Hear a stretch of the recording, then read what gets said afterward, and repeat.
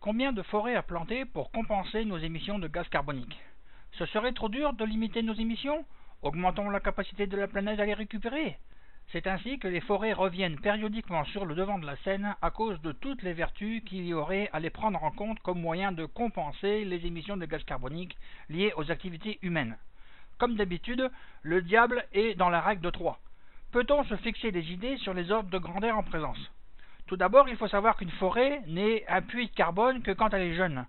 Une forêt à maturité, cas des forêts qui ont dépassé le siècle en gros, comportant des arbres qui meurent et des arbres qui poussent, émet à peu près autant de CO2 qu'elle n'en absorbe. Certes, des arbres poussent, mais la décomposition de ceux qui sont morts, ou plus exactement la respiration des micro-organismes qui se nourrissent de la matière organique des êtres morts, conduit à des émissions de CO2 à peu près équivalentes à ce qui est absorbé par la croissance des arbres vivants. De ce fait, pour prendre un cas particulier bien connu, il y a des tas de bonnes raisons de conserver l'Amazonie dans le meilleur état possible, mais pas parce qu'elle est le poumon de la planète. Un bilan net, elle ne produit pas le moindre litre d'oxygène pour nous. Lorsqu'une forêt est à maturité, elle contient, en incluant le carbone contenu dans le sol sous forme de racines, d'humus, de micro-organismes divers, de vers de terre, etc., environ 200 tonnes de carbone à l'hectare, un peu moins sous nos latitudes, et un peu plus en zone tropicale. Beaucoup plus, il est vrai, en zone boréale, mais elles sont déjà les plus boisées. Notons que ce chiffre est cohérent, quoique supérieur avec celui donné par le Parlement européen en ce qui concerne les forêts européennes, voir la carte ci-dessous, dont je n'ai pu déterminer s'il concerne uniquement les grumes, c'est-à-dire les troncs, ou aussi les branches et feuilles. Les forestiers donnent volontiers des chiffres qui ne concernent que la partie intéressante pour eux, à savoir les troncs et les grosses branches. Sur ce graphique, on voit 1 mètre cube de bois vert qui pèse un peu moins d'1 tonne, puisque le bois flotte, sauf exception. Une fois sec, ce mètre cube pèse environ 600 kg pour les espèces de nos latitudes, dont la moitié est du carbone. Le bois sec contient donc à peu près 500 kg de carbone par tonne ou 300 kg de carbone par mètre cube.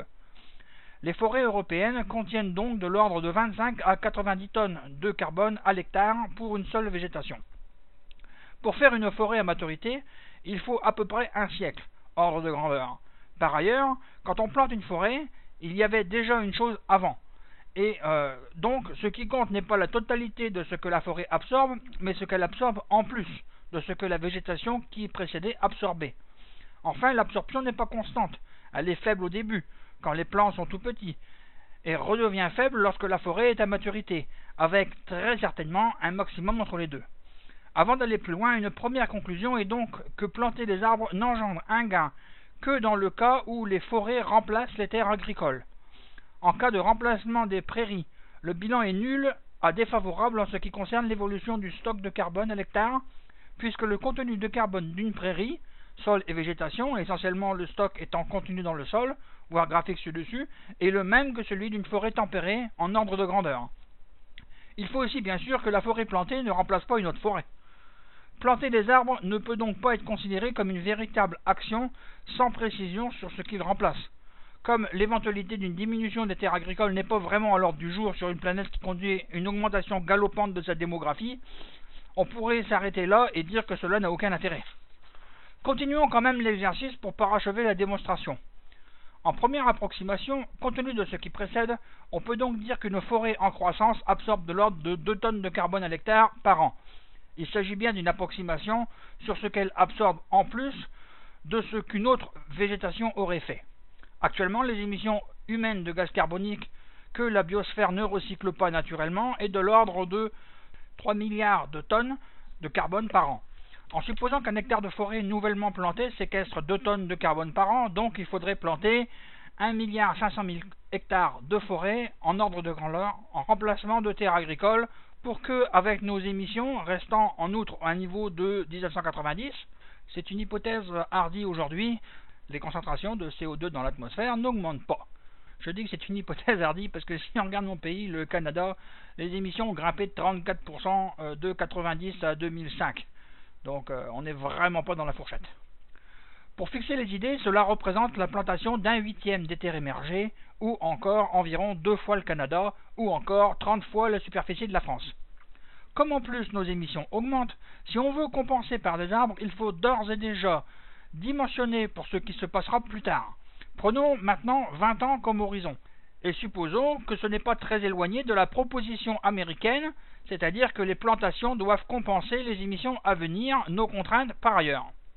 Pour fixer les idées, en Europe de l'Ouest, sur la base d'une croissance économique de 2% par an, et en laissant faire, les émissions de CO2 augmenteront de 50% d'ici 2020.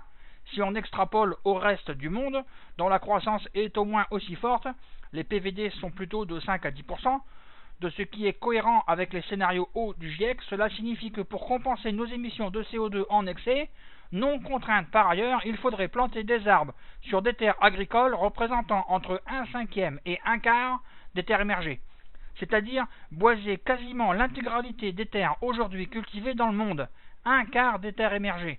C'est aussi l'équivalent des forêts actuelles. Ce n'est pas totalement impossible, certes. Je ne suis cependant pas sûr de postuler comme chef de projet. Et cette plantation aurait en outre des caractéristiques suivantes. Elle ne servirait qu'à stabiliser la concentration atmosphérique du CO2, donc la perturbation engendrée au climat par ce gaz, mais ne permettrait pas de la faire diminuer. Elle ne concernerait que le CO2, c'est-à-dire 65% des émissions de gaz à effet de serre.